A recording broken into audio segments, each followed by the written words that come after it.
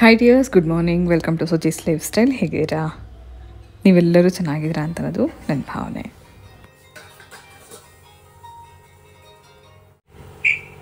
Actually good morning. Ready? ತಿಂಡಿ ಆಯಿತಾ? ಮೊಸರು ಅನ್ನ. ಸಡನ್ ಆಗಿತ್ತು ನಿನ್ನೆಯಿಂದ ಒಂಥರ ಚಳಿ, ಜ್ವರ, ಬಾಡಿ ಪೇನ್, ನೆಗಡಿ, ತಲೆಭಾರ ಎಲ್ಲ ಸಡನ್ ಆಗಿದೆ. ವೆದರ್ ಚೇಂಜ್ ಆಯ್ತಲ್ಲ, ರೆಸ್ಟ್ ಮಾಡ್ತಾ ಇದೀನಿ. ಸುಮ್ಮನೆ ಏನಕ್ಕೆ ಮಾತ್ರೆ ಅಂತ. ವೆದರ್ ಚೇಂಜ್ ಆಯ್ತಲ್ಲ, ನೋಡ್ತೀನಿ. ಇವತ್ತು ಕಮ್ಮಿ ಆಗಿಲ್ಲ ಅಂತ ತಗೋತೀನಿ. ಆಯ್ತು, ಡನ್. ಆಮೇಲೆ ಏನ್ ಸಮಾಚಾರ? ನೆನ್ನೆ ಹೇಗಿತ್ತು?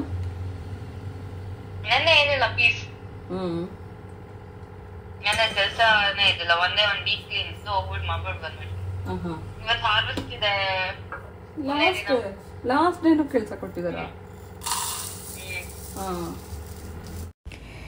ಇದುವರೆಗೂ ನಾನು ಕಾನ್ವರ್ಸೇಷನ್ ಮಾಡಿದ್ದು ನೀವು ಕೇಳಿಸ್ಕೊಂಡಿದ್ದೀರಾ. ಪ್ರಿಯನ ಜೊತೆ ಮಾತಾಡ್ತಾ ಇದ್ದೆ. ಪ್ರಿಯಾ ಯಾರು ಅಂತ ನನ್ನನ್ನು ಮುಂಚೆಯಿಂದ ಫಾಲೋ ಮಾಡ್ತಿರೋರು ಗೊತ್ತು, ಅವಳು ಎಲ್ಲಿದ್ದಾಳೆ ಅಂತ ಕೂಡ ಗೊತ್ತು. ಈಗಷ್ಟೇ ಇನ್ನೂ ಹೊಸದಾಗಿ ಜಾಯಿನ್ ಆಗಿರೋವಂಥ ಸುಮಾರು ಜನಕ್ಕೆ ಪ್ರಿಯಾ ಯಾರು, ಎಲ್ಲಿ ವರ್ಕ್ ಮಾಡ್ತಿರೋದಲ್ಲ ಏನೂ ಗೊತ್ತಿಲ್ಲ. ಸೊ ಮಗಳು 2 ವರ್ಷಕ್ಕೋಸ್ಕರ ಹೊರಗಡೆ ದೇಶಕ್ಕೆ ಕೆಲಸಕ್ಕೆ ಅಂತ ಹೋಗಿದ್ದು. ಈಗ ಕೆಲಸ ಮುಗಿಸ್ಕೊಂಡು ಲಾಸ್ಟ್ ಡೇ ಆಫ್ ವರ್ಕ್ ಇವತ್ತು. ಪ್ರತಿದಿನ ಕೆಲಸಕ್ಕೆ ಹೋಗೋದಕ್ಕೆ ಮುಂಚೆ ಒಂದು ಸತಿ ಕಾಲ್, ಮತ್ತು ಅಲ್ಲಿಂದ ವಾಪಸ್ ಬಂದಮೇಲೆ ರಾತ್ರಿ ಒಂದು ಸತಿ ಕಾಲ್. ಇದೆರಡೂ ಟೈಮ್ ವಿಡಿಯೋ ಕಾಲಲ್ಲಿ ಮಾತಾಡ್ತಾ ಇದ್ವಿ. ಕೆಲವೊಮ್ಮೆ 1 ಟೈಮ್ ಅಷ್ಟೇ ಮಾತಾಡ್ತಿದ್ವಿ, ಕೆಲವೊಮ್ಮೆ ಅದು ಕೂಡ ಮಾತಾಡ್ಲಿಕ್ಕೆ ಆಗ್ತಿರಲಿಲ್ಲ, ಅಷ್ಟು ಬ್ಯುಸಿ ಇರ್ತಿದ್ಲು. ತುಂಬ ಹಿಂಸೆ ಆಗೋಯ್ತು ನನಗಂತೂ. 2 ವರ್ಷ ಅವಳಷ್ಟೊಂದು ಕಷ್ಟಪಟ್ಕೊಂಡು ಕೆಲಸ ಮಾಡ್ತಿರೋದು ನನಗಂತೂ ಸಹಿಸ್ಕೊಳಕ್ಕಾಗಲಿಲ್ಲ. ಹೇಳ್ತಾರೆ ಮಕ್ಕಳ ಅಭಿವೃದ್ಧಿಗಾಗಿ ಕೆಲವೊಮ್ಮೆ ನಾವು ಗಟ್ಟಿ ಮನಸ್ಸು ಮಾಡ್ಕೋಬೇಕಾಗತ್ತೆ ಅಂತ. ನಾನು ಕೂಡ ಎಷ್ಟೋ ಸತಿ ಗಟ್ಟಿ ಮನಸ್ಸು ಮಾಡಿಕೊಂಡೆ. ಒಂದು ದಿನ ಮಗಳನ್ನ ಬಿಟ್ಟಿರಿದ್ರೆ ಅವಳು 2 ವರ್ಷ ಮಗಳನ್ನ ಬಿಟ್ಟಿದ್ದೆ. ಪ್ರಿಯಂಗೂ ಕೂಡ ಒಂದು ಒಳ್ಳೆ ಎಕ್ಸ್ಪೀರಿಯೆನ್ಸ್ ಆಯಿತು 2 ವರ್ಷ. ಪ್ರಿಯಂದು MSc ಆಗಿತ್ತು. MSc ಆಗಿದ್ದ ಕೂಡಲೇ ಅವಳಿಗೊಂದು ಆಪರ್ಚುನಿಟಿ ಸಿಕ್ತು, ಒಂದು ಇಂಟರ್ವ್ಯೂ ಅಟೆಂಡ್ ಮಾಡೋ ಹಾಗೆ. ಅಲ್ಲಿ ಇಂಟರ್ವ್ಯೂ ಅಟೆಂಡ್ ಮಾಡಿದ ಕೂಡಲೇ ಜಾಬ್ ಸಿಕ್ತು. ಅಲ್ಲಿಂದ 2 ಇಯರ್ಸ್ ಅಗ್ರಿಮೆಂಟ್ ಮೂಲಕ ಅವಳಿಗೆ ಒಂದು ಯುರೋಪ್ ಕಂಟ್ರಿನಲ್ಲಿರೋಂಥ ಬುಡಾಪೆಸ್ಟಲ್ಲಿ ಫಾರ್ಮಸ್ಯೂಟಿಕಲ್ ಕಂಪನಿನಲ್ಲಿ ಅವಳಿಗೆ 2 ಇಯರ್ಸ್ಗೆ ಅಂತ ಅಗ್ರಿಮೆಂಟಲ್ಲಿ ಜಾಬ್ಗೆ ಕರ್ಕೊಂಡು ಹೋಗಿದ್ರು. ಸೊ ತುಂಬ ಚೆನ್ನಾಗಿತ್ತು, ಒಳ್ಳೆ ಎಕ್ಸ್ಪೀರಿಯೆನ್ಸ್ ಮಾಡಿದ್ದಾಳೆ. ಒಳ್ಳೆ ಫೆಸಿಲಿಟಿ ಕೂಡ ಇತ್ತು. ಹಾಗೆ ಅಲ್ಲಿ ಸುಮಾರು ಜನ ಕೆಲಸ ಮಾಡಿರೋರಲ್ಲಿ ಒಂದಷ್ಟು ಜನನ ಸೆಲೆಕ್ಟ್ ಮಾಡಿಕೊಂಡು ಇನ್ನೂ 1 ವರ್ಷ ಕೆಲಸ ಮಾಡೋಂಥ ಅವಕಾಶ ಕೂಡ ಕೊಟ್ಟಿದ್ದರು. ಅದಾದಮೇಲೆ ಒಂದು ಸತಿ ನನಗೆ ಕೇಳಿದ್ಲು, ಏನು ಮಾಡಲಿ, ಇನ್ನೊಂದು ವರ್ಷ ಕಂಟಿನ್ಯೂ ಮಾಡಲಾ ಬೇಡವಾ ಅಂತ. ಆ ಡಿಸಿಷನ್ನ ಪ್ರಿಯಂಗೆ ಮಾಡ್ಕೊಳ್ಳೋದಕ್ಕೆ ಬಿಟ್ಬಿಟ್ಟಿದ್ದೆ. ನಿನ್ನ ಇಷ್ಟ, ನೀನು ಕಂಟಿನ್ಯೂ ಮಾಡ್ತೀಯಾ ಅಥವಾ ವಾಪಸ್ ಬರ್ತೀಯಾ, ನೀನೇ ಡಿಸೈಡ್ ಮಾಡು ಅಂತ ಹೇಳಿದ್ದೆ. ಫೈನಲಿ ಅವಳು 2 ವರ್ಷಕ್ಕೆ ಸಾಕು, ವಾಪಸ್ ಹೋಗ್ತೀನಿ ಅಂತ ಡಿಸೈಡ್ ಮಾಡಿದ್ಲು. ನನಗೂ ಅದೇ ಬೇಕಾಗಿತ್ತು, ಆದರೆ ಬಾಯ್ಬಿಟ್ಟು ಹೇಳಿರಲಿಲ್ಲ 2 ವರ್ಷಕ್ಕೆ ನೀನು ವಾಪಸ್ ಬಾ ಅಂತ. ಬಟ್ ಮನಸ್ಸಿಗೆ ಅದೆಷ್ಟು ಖುಷಿ ಆಗ್ತದೆ ಅಂದರೆ ಮಗಳು ವಾಪಸ್ ಬರ್ತಿರೋದು ನಿಜಕ್ಕೂ ನನಗೆ ಭಾಳ ಖುಷಿ ಆಗ್ತದೆ. ಹಾಗೆ ಒಂದು ಪ್ರೌಡ್ ಮೂಮೆಂಟ್ ಅಂತಲೇ ಹೇಳ್ಬೋದು. ಒಂದು ದಿನವೂ ನಾನು ಪ್ರಿಯನ್ ಬಿಟ್ಟಿರಲಿಲ್ಲ. ಪ್ರಿಯನ್ ಅಷ್ಟೇ ಅಲ್ಲ, ಇಬ್ಬರು ಮಕ್ಕಳನ್ನು ಕೂಡ ಒಂದಿನೂ ಬಿಟ್ಟಿರಲಿಲ್ಲ. ಸೊ ಅದರಲ್ಲಿ ಇಂಥದ್ದು ಈ ಒಂದು ಸಿಚುವೇಷನಲ್ಲಿ 2 ವರ್ಷ ಪ್ರಿಯ ನನ್ನಿಂದ ದೂರ ಇದ್ದಿದ್ದು ನಂಗೆ ಅದೆಷ್ಟು ಹಿಂಸೆ ಆಯಿತು ಅಂದರೆ ನಿಜಕ್ಕೂ ನನ್ನ ಮನೆ ಲಕ್ಷ್ಮಿ ಅದು. ಆದಷ್ಟು ಬೇಗ ಪ್ರಿಯ ವಾಪಸ್ ಬರ್ತಿದ್ದಾಳೆ. ಆದರೆ ಕೆಲವು ಇನ್ನೂ ಒಂದಷ್ಟು ಫಾರ್ಮಾಲಿಟೀಸ್ ಎಲ್ಲ ಇದೆ, ಅದೆಲ್ಲ ಮುಗಿಯೋಷ್ಟೊತ್ತಿಗೆ ಸ್ವಲ್ಪ ಟೈಮ್ ಹಿಡಿಯುತ್ತೆ. ಆ ದಿನ ಯಾವತ್ತು ಬರ್ತಾಳೆ ಅಂತ ಅದನ್ನು ಸ್ವಲ್ಪ ಸಸ್ಪೆನ್ಸಲ್ಲೇ ಇಡ್ತೀನಿ. ಆ ದಿನ ಕೂಡ, ಅವಳು ಬಂದಿರೋಂಥ ದಿನ ಕೂಡ ನಾನು ನಿಮ್ಮ ಜೊತೆಗೆ ಶೇರ್ ಮಾಡ್ಕೋತೀನಿ. ಹಾಗೆ ಹುಷಾರಿಲ್ಲ, ಸುಮಾರು ದಿನಗಳಿಂದ ನನಗೂ ಹುಷಾರಿರಲಿಲ್ಲ. ಹಾಗಾಗಿ ವೀಡಿಯೋ ಮಾಡಲಿಕ್ಕಾಗಲಿ, ವಾಯ್ಸ್ ಓವರ್ ಮಾಡೋದು ತುಂಬ ಕಷ್ಟ ಆಗ್ತಿತ್ತು. ಸೊ ಮಗಳ ಜೊತೆ ಮಾತಾಡ್ತಾ ಇವತ್ತು ಬೆಳಗ್ಗೆ ಒಂದು ಬ್ರೇಕ್ಫಾಸ್ಟಿಗೆ ರೆಡಿ ಮಾಡ್ಕೋತಾ ಇದ್ದೀನಿ. ನಿಂತ್ಕೊಂಡು ಕೆಲಸ ಮಾಡೋಕ್ಕೂ ಸುಸ್ತಾಗ್ತಿದೆ. ಒಂಥರ ಏನೋ ಒಂಥರ ಹಿಂಸೆ. ಫುಲ್ ಬಾಡಿ ಪೇಯ್ನ್, ಜ್ವರ, ನೆಗಡಿ ಇದೆಲ್ಲ ಒಟ್ಟಿಗೆ ಶುರುವಾಗೋಯಿತು. ಹುಷಾರಿಲ್ಲದೆ ಇವತ್ತು ತಿಂಡಿ ಮಾಡೋಕ್ಕೂ ಆಗ್ತಿಲ್ಲ, ಕಿಚನಲ್ಲಿ ನಿಲ್ಲಕ್ಕೂ ಆಗ್ತಿಲ್ಲ, ತಲೆಭಾರ, ನೆಗಡಿ. ಸೊ ಈ ಪೊಂಗಲ್ ಮಿಕ್ಸ್ ನಾನು ಪ್ರಿಪೇರ್ ಮಾಡಿಟ್ಟಿದ್ದು ಇತ್ತು, ಇದನ್ನೇ ಉಪಯೋಗಿಸ್ಕೊಂಡು ಇವಾಗ ಬ್ರೇಕ್ಫಾಸ್ಟ್ ಮಾಡ್ತೀನಿ. ಬರೀ ನೀರು ಹಾಕ್ಕೊಳ್ಳೋದು, ಕೂಗಿಸ್ಕೊಳ್ಳೋದು ಅಷ್ಟೇ. ಇದರಲ್ಲೆಲ್ಲ ಇದೆ, ಒಗ್ಗರಣೆಯಿಂದ ಹಿಡಿದು ಹೆಸರುಬೇಳೆ ಅಕ್ಕಿ ಎಲ್ಲ ತೊಳೆದು ಒಗ್ಗರಣೆ ಮಾಡೋದು. ಸೊ ಬಿಸಿ ಪೊಂಗಲ್, ಸ್ವಲ್ಪ ಮೆಣಸೆಲ್ಲ ಹಾಕಿ, ಬೆಳ್ಳುಳ್ಳಿ ಎಲ್ಲ ಹಾಕಿ ಬಿಸಿ ಹಾಕ್ತೀನಿ ಅನಿಸ್ತಿದೆ. ನೆಗಡಿ, ರನ್ನಿಂಗ್ ನೋಸ್, ನಿಲ್ಲಕ್ಕೆ ಆಗ್ತಿಲ್ಲ. ಹಾಗಾಗಿ ಇವತ್ತು ಬ್ರೇಕ್ಫಾಸ್ಟ್ಗೆ ಪೊಂಗಲ್ ಮಾಡ್ತಾಯಿದ್ದೀನಿ. ಪ್ರಪೋಷನ್ ಎಷ್ಟು ಅಂತಂದರೆ, ನಾನು ಇದ್ರ ವೀಡಿಯೋ ಈಗಾಗಲೇ ಪೋಸ್ಟ್ ಮಾಡಿದ್ದೀನಿ, ಕುಕ್ಕಿಂಗ್ ಚಾನಲಲ್ಲೂ ಇದೆ. ಸೊ ಇದ್ರ ಪ್ರಪೋಷನ್ ಹೇಳಬೇಕು ಅಂತಂದರೆ 1 ಕಪ್ಗೆ 1 ಕಪ್ ಪೊಂಗಲ್ ಮಿಕ್ಸ್ಗೆ 3 ಅಥವಾ 3.5 ಕಪ್ಪಷ್ಟು ನೀರು ಹಾಕ್ಕೋಬೇಕು. ಬೇಕು ಅಂದರೆ ಇದಕ್ಕೆ ಸ್ವಲ್ಪ ಉಪ್ಪು ಖಾರ ಎಲ್ಲ ಎಕ್ಸ್ಟ್ರಾ ನೋಡ್ಕೊಂಡು ಹಾಕ್ಕೋಬೋದು. ಮೆಣಸಿನ ಪುಡಿ ಒಂದು ಸ್ವಲ್ಪ ನಾನು ಎಕ್ಸ್ಟ್ರಾ ಹಾಕ್ತಾಯಿದ್ದೀನಿ. ಇದಕ್ಕೆ ಮೆಣಸಿದೆ, ಇದ್ರ ಜೊತೆಗೆ ಸ್ವಲ್ಪ ಮೆಣಸಿನ ಪುಡಿ ಹಾಕೋದ್ರಿಂದ ಸ್ವಲ್ಪ ಖಾರವಾಗಿರುತ್ತೆ. ಸೊ ಒಗ್ಗರಣೆ ಎಲ್ಲೂ ಹಾಕಿಲ್ಲ. ಇದು ಬಿಸಿ ಇರೋವಂಥ ಕುಕ್ಕರ್. ಇದು ಸ್ಟವ್ ಆಫ್ ಮಾಡಿದೆ, ಪ್ರಿಯಾ ಕಾಲ್ ಮಾಡಿಲ್ಲ, ಮಾತಾಡ್ತಾ ಇದ್ದೆ. ಕುಕ್ಕರ್ಗೆ ಡೈರೆಕ್ಟಾಗಿ ಪೊಂಗಲ್ ಮಿಕ್ಸ್ ಹಾಕಿ ನೀರು ಹಾಕೊಳ್ಳೋದು ಅಷ್ಟೇ. ಮೆಣಸು ನೋಡಿ ಸ್ವಲ್ಪ ಜಾಸ್ತಿನೇ ಇದೆ, ಆದರೂ ಕೂಡ ಪುಡಿ ಹಾಕ್ತಾಯಿದ್ದೀನಿ. ಸ್ವಲ್ಪ ಪುಡಿ ಹಾಕೋದ್ರಿಂದ ಖಾರವಾಗಿರುತ್ತೆ. ಸೊ ಥ್ರೋಟ್ಗೂ ಒಳ್ಳೆಯದು ಮತ್ತು ನೆಗಡಿನೂ ಕಮ್ಮಿ ಆಗುತ್ತೆ.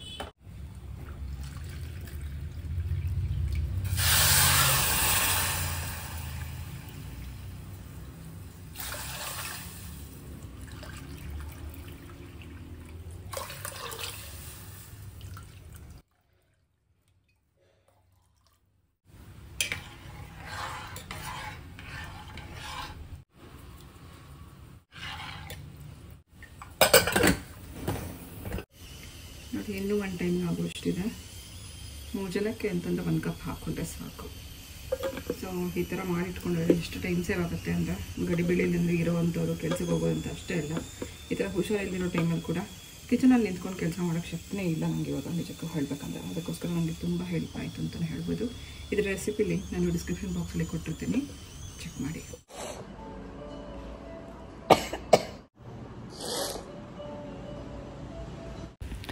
ಪ್ರತಿದಿನ ಲೇಡೀಸ್ಗೆ ಸಾವಿರಾರು ಕೆಲಸಗಳಿರುತ್ತೆ. ಮನೆ ಕೆಲಸ ಅಂತ ಅನ್ನೋದು ಒಂದೇ ಒಂದು ವರ್ಡ್ ಆದರೂ ಕೂಡ ಆ ಮನೆ ಕೆಲಸದಲ್ಲಿ ಅದೆಷ್ಟು ಸಣ್ಣ ಕೆಲಸಗಳಿರುತ್ತೆ ಅಂದರೆ, ಒಂದು ಇಡೀ ದಿನ ಕೆಲಸ ಮಾಡಿದ್ರೂ ಕೂಡ ಎಲ್ರಿಗೂ ಅದು ಕಾಣಿಸಲ್ಲ.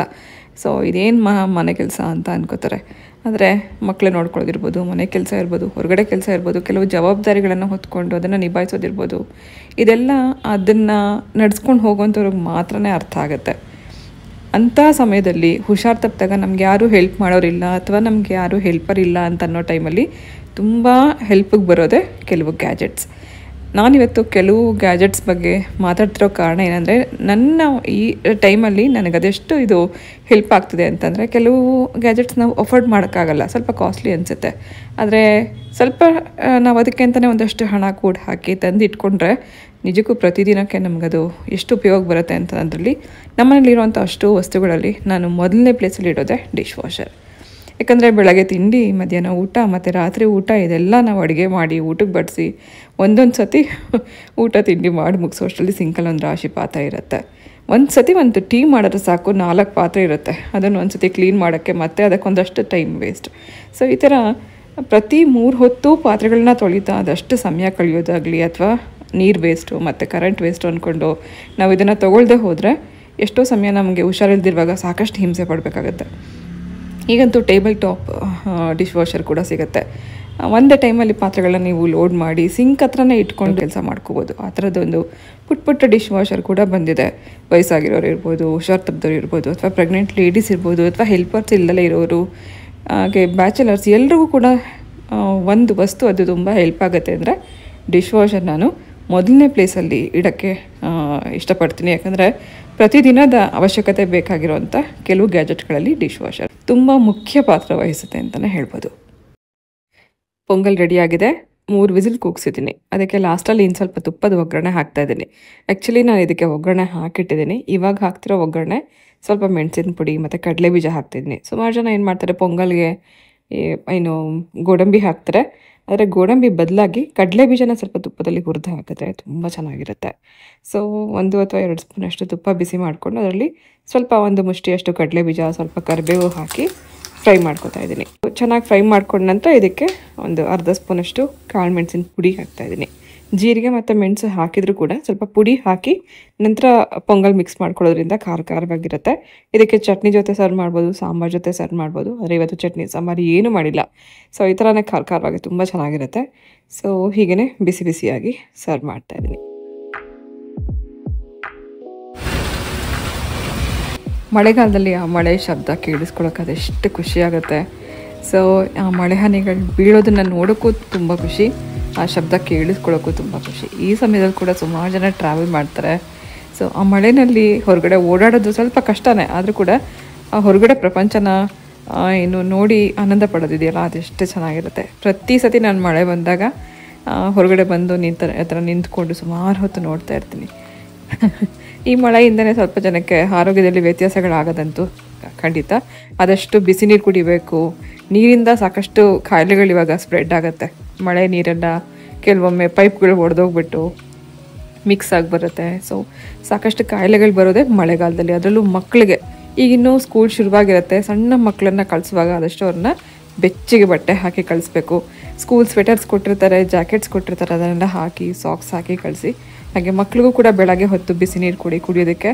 ಸೊ ಆದಷ್ಟು ಈ ಟೈಮಲ್ಲಿ ಬಿಸಿನೀರು ಕುಡಿತಾ ಇದ್ದರೆ ತುಂಬ ಒಳ್ಳೆಯದು. ಕಫ, ಶೀತ, ಕೆಮ್ಮು, ಜ್ವರ ಇದೆಲ್ಲ ಬರೋದು ಈ ಮಳೆಗಾಲದಲ್ಲೇ.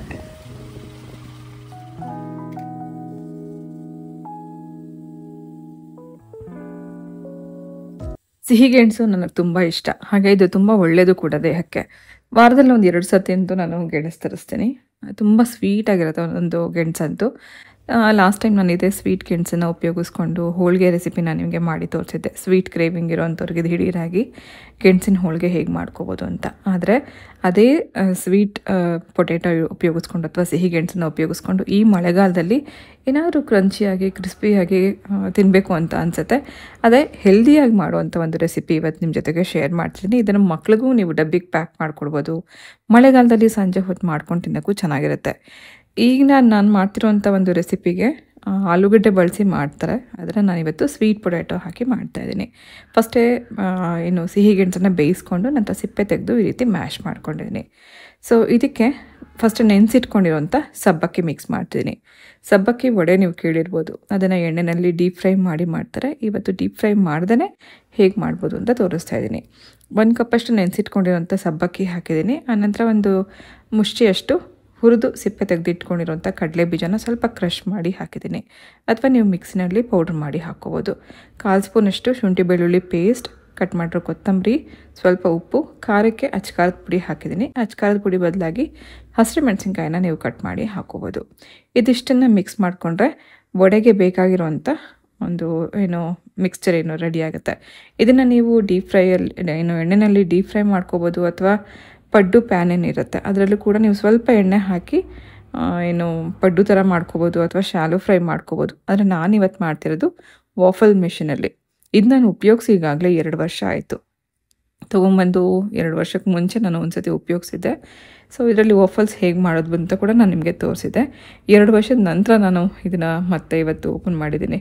ಕೆಲವು ಗ್ಯಾಜೆಟ್ಸ್ ಏನಾಗುತ್ತೆ ಅಂದರೆ ಒಂದು ಸತಿ ಯೂಸ್ ಮಾಡಿ ಹಂಗೆ ಇಟ್ಬಿಟ್ರೆ ಕೆಲವು ವರ್ಷಗಳ ನಂತರ ಅದು ವರ್ಕ್ ಆಗೋದೇ ಇಲ್ಲ.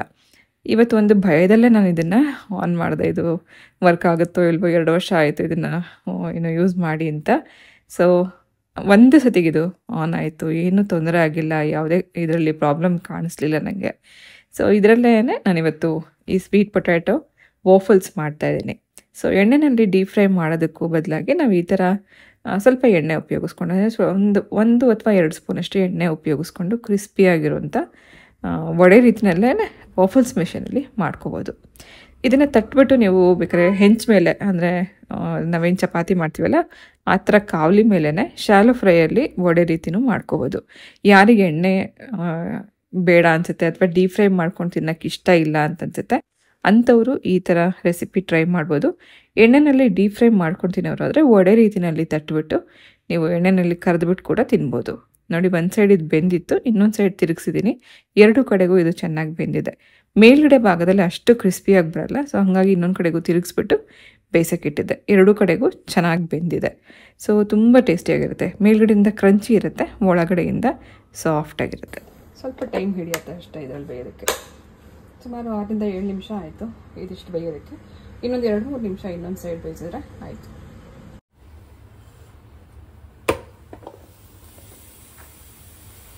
ಕ್ರಿಸ್ಪಿಯಾಗಿರೋಂಥ ವಾಫಲ್ಸ್, ಸಾಬುದಾನ ವಾಫಲ್ಸ್, ಸಬ್ಬಕ್ಕಿ ವಾಫಲ್ಸ್ ರೆಡಿಯಾಗಿದೆ. ವಾಫಲ್ಸ್ ಮಿಷನಲ್ಲಿ ಬರೀ ವಾಫಲ್ಸ್ ಅಷ್ಟೇ ಇಲ್ಲದೆ ಇನ್ನೂ ಬೇಕಾದಷ್ಟು ರೀತಿಯಲ್ಲಿ ರೆಸಿಪಿ ನಾವು ಟ್ರೈ ಮಾಡ್ಬೋದು. ಸಾಧ್ಯ ಆದರೆ ಮುಂದೆ ಕೆಲವು ವಿಡಿಯೋಗಳಲ್ಲಿ ನಿಮಗೆ ಬೇರೆ ಬೇರೆ ರೆಸಿಪಿನ ಶೇರ್ ಮಾಡ್ತೀನಿ. ಇದಕ್ಕೆ ಬೆಸ್ಟ್ ಕಾಂಬಿನೇಷನ್ ಅಂದರೆ ಸಾಸ್ ಅಥವಾ ಗ್ರೀನ್ ಚಟ್ನಿ. ವಾಫಲ್ಸ್ನ ಹಾಗೆ ತಿನ್ನೋಕ್ಕೂ ಚೆನ್ನಾಗಿರುತ್ತೆ. ಯಾಕಂದರೆ ನಾನು ಇದಕ್ಕೆ ಸ್ವೀಟ್ ಪೊಟ್ಯಾಟೊ ಹಾಕಿರೋದ್ರಿಂದ ಲೈಟಾಗಿ ಆ ಸ್ವೀಟ್ನೆಸ್ ಇರುತ್ತೆ, ಕ್ರಂಚಿಯಾಗಿರುತ್ತೆ, ಅಲ್ಲಲ್ಲಿ ಆ ಕಡಲೆ ಬೀಜ ಕೂಡ ಸಿಗ್ತಿರುತ್ತೆ. ತುಂಬ ಚೆನ್ನಾಗಿತ್ತು. ಹಾಗೆ ತಿನ್ನೋಕ್ಕೆ ತುಂಬ ಚೆನ್ನಾಗಿತ್ತು. ಬೇಕು ಅನ್ನೋರು ಈ ರೀತಿ ಸಾಸ್ ಅಥವಾ ಚಟ್ನಿನ ಉಪಯೋಗಿಸ್ಕೊಂಡು ತಿನ್ಬೋದು. ಮಕ್ಳಿಗಂತೂ ತುಂಬ ಇಷ್ಟ ಆಗುತ್ತೆ ಈ ಥರದೆಲ್ಲ. ಮಕ್ಳು ಡಬ್ಬಿಗೂ ನೀವು ಈ ಥರ ಹೆಲ್ದಿಯಾಗಿ ಏನಾದ್ರು ಮಾಡಬೇಕು ಅಂತ ಅಂದ್ಕೊಂಡ್ರೆ ಟ್ರೈ ಮಾಡ್ಬೋದು. ಆ ಮೇಲ್ಗಡೆ ಟೆಕ್ಸ್ಚರ್ ಅದೆಲ್ಲ ನೋಡ್ತಾ ಇದ್ದಂಗೆ ಮಕ್ಳಿಗೆ ತಿನ್ನಬೇಕು ಅಂತನೋ ಆಸೆ ಆಗುತ್ತೆ. ಮಕ್ಳಿಗೆ ಎಲ್ಲರಿಗೂ ಇಷ್ಟ ಆಗುತ್ತೆ. ಖಂಡಿತ ನೀವು ಇದನ್ನು ಟ್ರೈ ಮಾಡಿ. ಬರೀ ಕಾವಲಿ ಮೇಲೆ ಕೂಡ ಇದೇ ರೀತಿ ನೀವು ತಟ್ಬಿಟ್ಟು ಮಾಡ್ಕೋಬೋದು, ಅದು ಕೂಡ ತುಂಬ ಚೆನ್ನಾಗಿರುತ್ತೆ. ಸೊ ಇವತ್ತಿನ ಈವ್ನಿಂಗ್ ಸ್ನ್ಯಾಕ್ಸ್ಗೆ ನಾನು ಇದನ್ನು ಮಾಡಿದ್ದೆ. ಮಳೆ ಬರುವಾಗ ಈ ಥರ ಕ್ರಂಚಿಯಾಗಿ ಕ್ರಿಸ್ಪಿಯಾಗಿ ತಿನ್ನೋಕ್ಕೆ ತುಂಬ ಚೆನ್ನಾಗಿರುತ್ತೆ.